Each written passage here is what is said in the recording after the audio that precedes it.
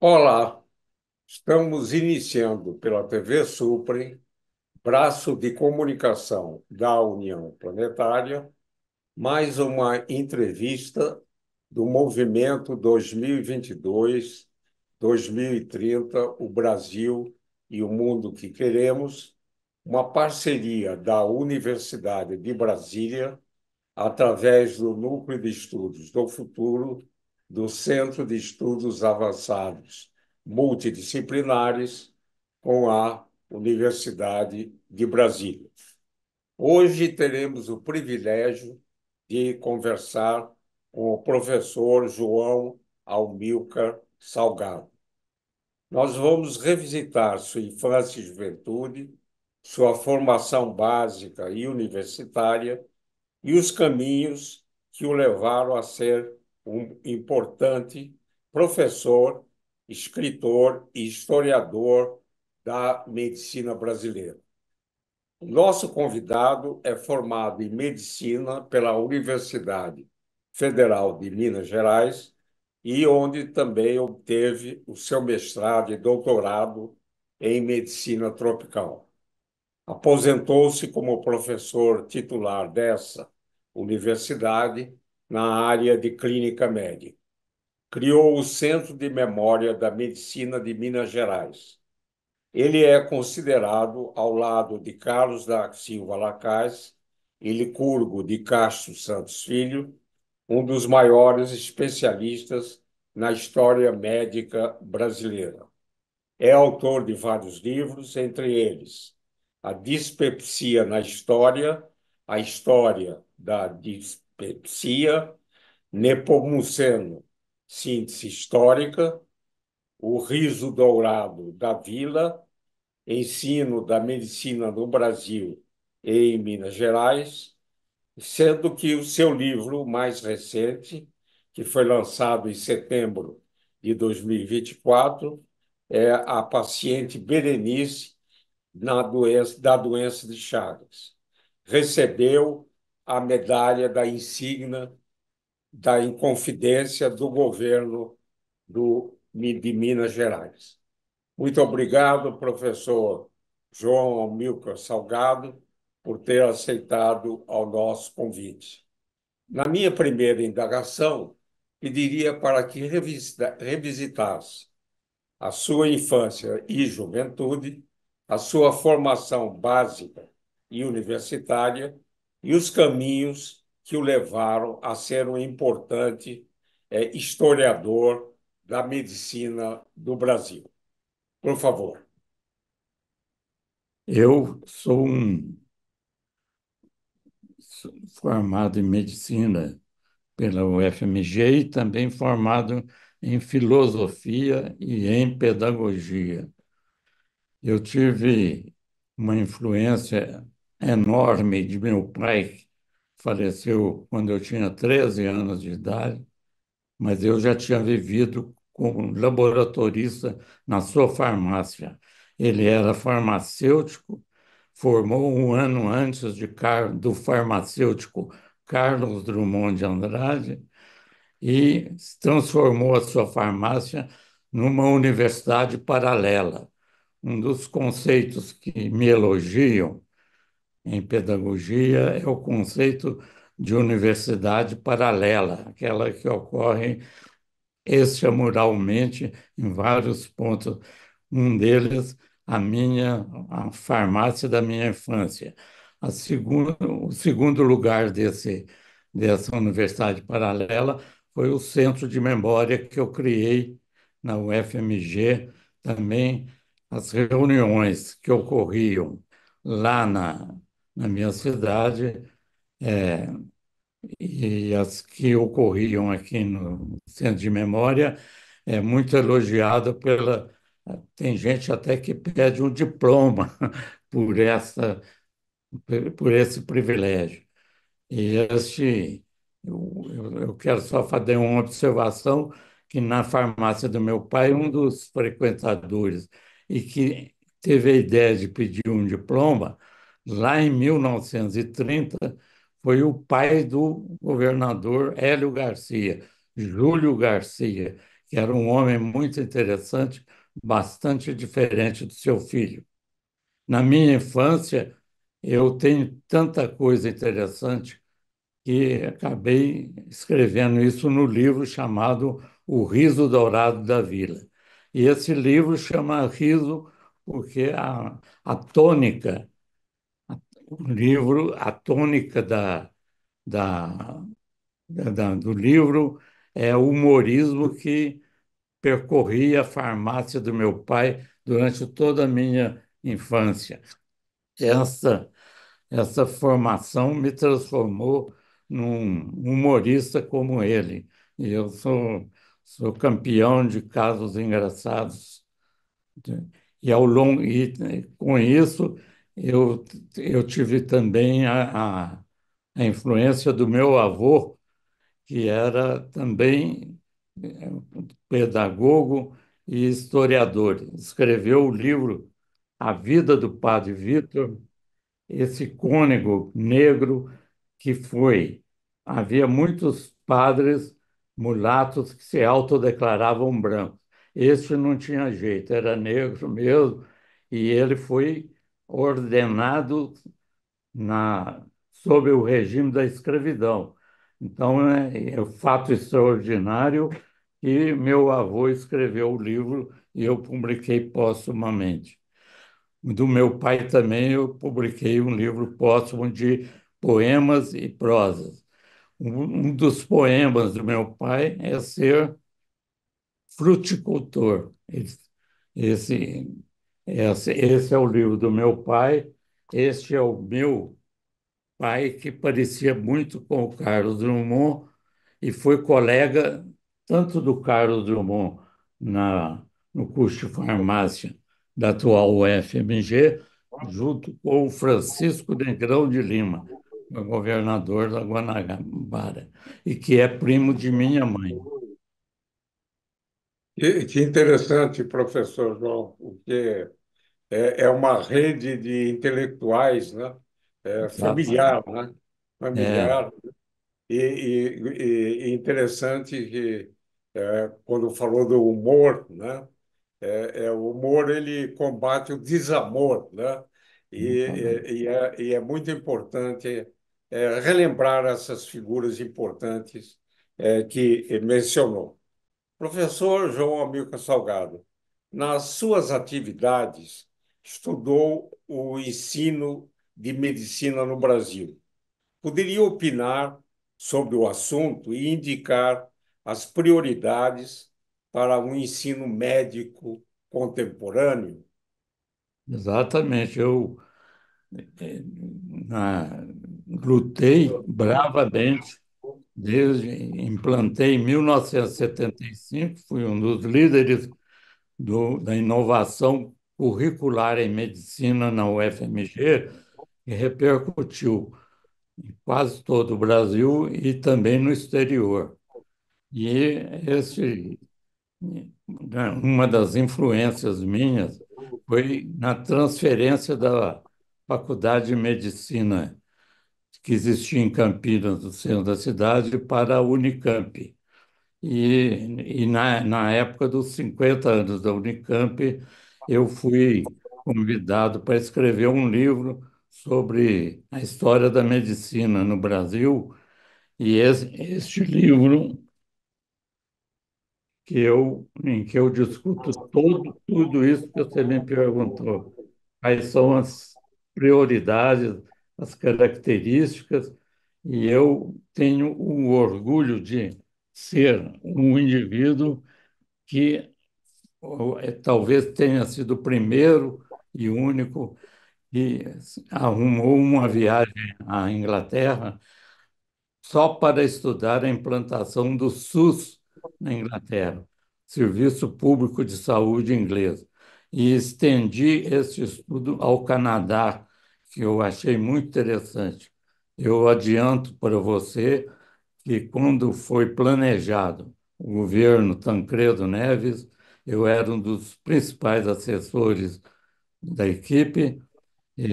Ficou planejado que o Tancredo, nos primeiras semanas de seu governo federal, ele iria trazer uma equipe de auxiliares do Canadá para implantar o SUS no Brasil, muito antes da Constituinte que criou o SUS.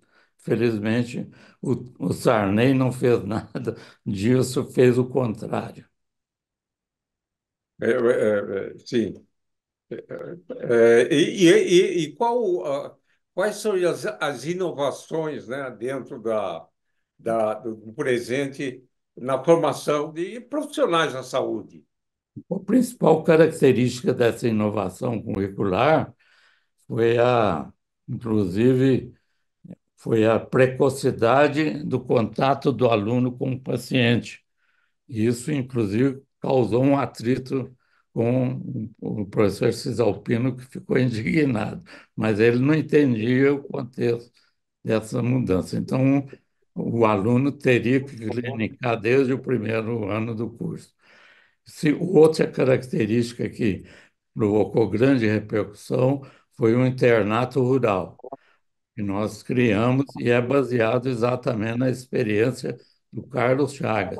Eu digo que o primeiro internato rural do Brasil foi feito em Laçãs, no interior de Minas, com a descoberta da doença de Chagas. E a integração em ensino e pesquisa é uma coisa interessantíssima.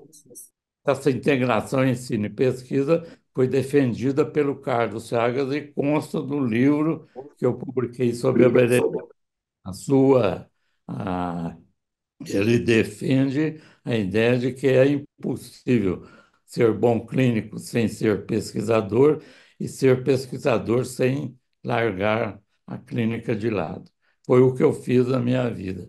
Fui, fui pesquisador de laboratório quando eu isolei a cepa Berenice da própria Berenice, né, injetando nos ratinhos lá a cepa na época anterior à criopreservação. Eu fui pesquisador de enfermaria, fui pesquisador de campo e fui pesquisador de história, que eu usei o campo também para pesquisar a história, fora das bibliotecas.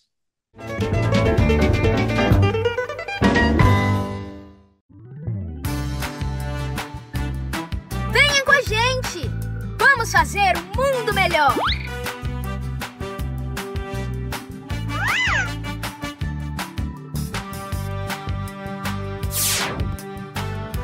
Eu sou Suprem!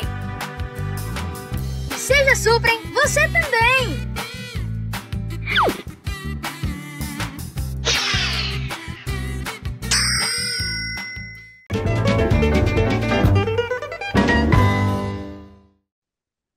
Que maravilha essa ação múltipla, né, multissetorial, né, muito É, interessante. E exatamente, eu gostaria que pudesse entrar em detalhes nesse seu último livro sobre a aventura e a importância, né, de Carlos Chagas, né, que é. descobriu a doença, descobriu o diagnóstico, explicou toda a patologia da doença de Chagas. Não Podia deixou entrar em nada para detalhes. ninguém. Ele Certo, não certo. deixou nada para ninguém. Então, o Carlos Chagas, nesse livro, eu, eu quero dizer que eu vou dar vou citar uma frase aqui que eu não queria deixar de citar. Quando foi inaugurado o Centro de Memória, estava presente o Pedro Nava. O Pedro Nava, o maior memorialista do idioma. O Pedro Nava foi saudado por mim. E eu comecei a saudação com uma frase que abalou, eu percebi que ele sentiu um abalo. A frase é a seguinte, que talvez seja dele, ninguém sabe de quem é essa frase.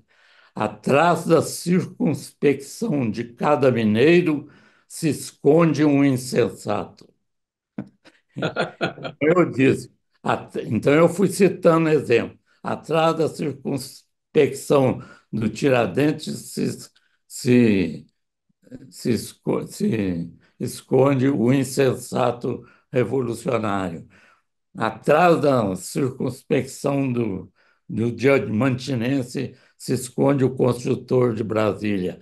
Atrás da circunspecção daquele menino, aliás, parente do Carlos Chagas, Santos Dumont, se esconde o aeronauta.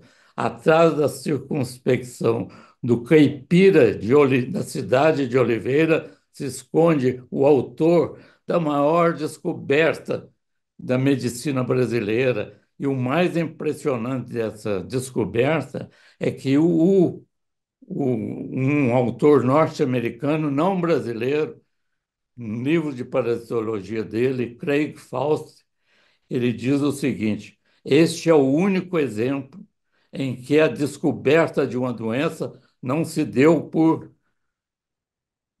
indução.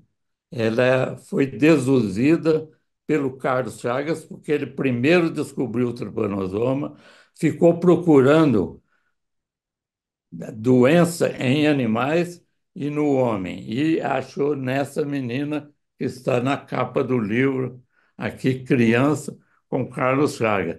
E eu, muito jovem, localizei ela viva aqui e descobri que ela não tinha só tinha infecção e não as manifestações da doença. Isolei o tripanosoma dela, que chama cepa berenice, que hoje já tem o seu genoma, e o Carlos Chagas, então, tem uma frase aqui em que ele diz que a emoção dele de descobrir a doença por dedução, ele próprio revela com as suas próprias palavras. Muito interessante, professor João Salgado. E também acho que vale a pena dizer, registrar, né? Também a herança familiar, o filho de Carlos Chagas, ou Carlos Chagas Filho, né? É. Que teve um papel muito importante no desenvolvimento científico brasileiro, né? Implantando o instituto que leva o nome dele, Instituto de Biofísica, Carlos Exato, eu Chagas Filho. escrevo isso no livro. Isso, na Universidade Federal O do, Carlos Chagas, uma particularidade pessoal minha. Eu tenho parentescos com o Carlos Chagas e tenho duas características interessantes. Ele teve dois filhos homens, todos dois médicos, o Carlinhos e o Evandro. E eu tive dois filhos médicos, o João Vinícius e o Carlos Amilcar. Eu nasci 100 quilômetros distante da fazenda onde ele nasceu. E o Carlos Chagas tem uma coisa interessante. O Carlinhos, o Carlos Chagas foi perseguido por um bispo de Belo Horizonte, Dom Cabral, que indignado com o fato de ele ter criado a Escola de Saúde Ana Neri, que era leiga, e ele só queria que o Brasil católico fosse responsável pela enfermagem. E o Carlos Chagas sofreu silenciosamente. Ele era de uma nobreza incrível, né? Foi atacado covardemente por várias pessoas. E esse cardeal, depois tentaram reconciliar com Carlos Chagas, mas foi só pro forma. E aconteceu um fato, parece um milagre religioso. O Carlos Chagas Filho se torna muito católico e ele é nomeado pelo Papa para a comissão que anistiou Galileu no Vaticano. Que coisa maravilhosa! Quer dizer, a religião católica pega o filho do Carlos Chagas, que foi perseguido por causa da escola de enfermagem, e guinda ele a uma projeção enorme.